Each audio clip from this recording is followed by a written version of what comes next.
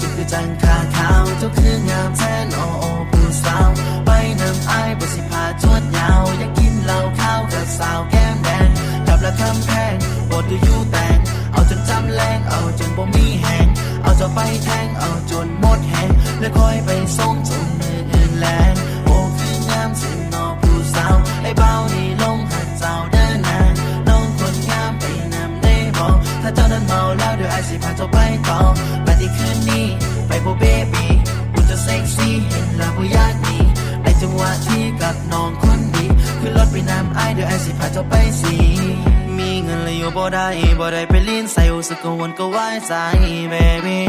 ไปกับไอ้เดี๋ยวคนดีถ้าน้องไปกับไอ้ฮับห้องจะสิแฮปปี้จะอยู่กับแก๊งแล้วจะบ่อุ่นใจเดี๋ยวไอ้สิพาจะไปปาร์ตี้คืนนี้เพียง2เฮาก็ได้อยู่กับไอ้แล้วจะสิติดใจถ้าอยู่โดนลีลาของไอ้สามารถที่แท้จะลืมบ่ได้เมาแล้วไอ้ไปส่ง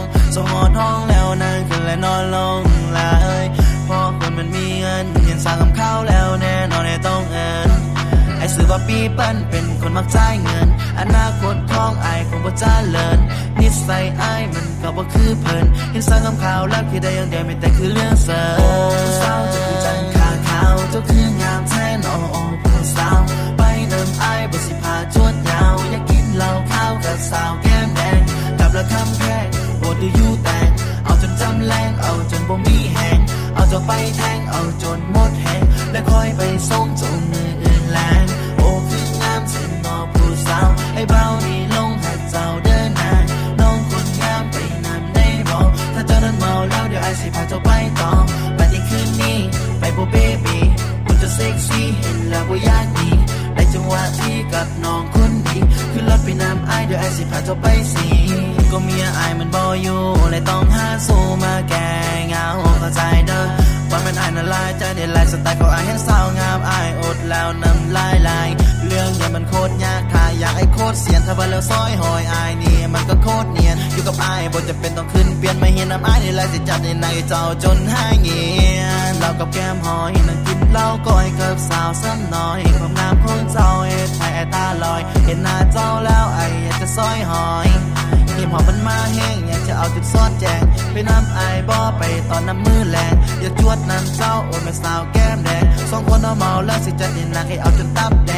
งเมาแล้วบ่อยากขับคิดได้อย่างเดียวตอนนี้คืออยากตับเมาแล้วอย่านอนหลับไปหอดท้องแล้วจะปิดไฟดับใส่หืนหรือใส่เขียวกางเกงก็มาติลาสิจัดให้เจ้านั้นหายเฟี้ยว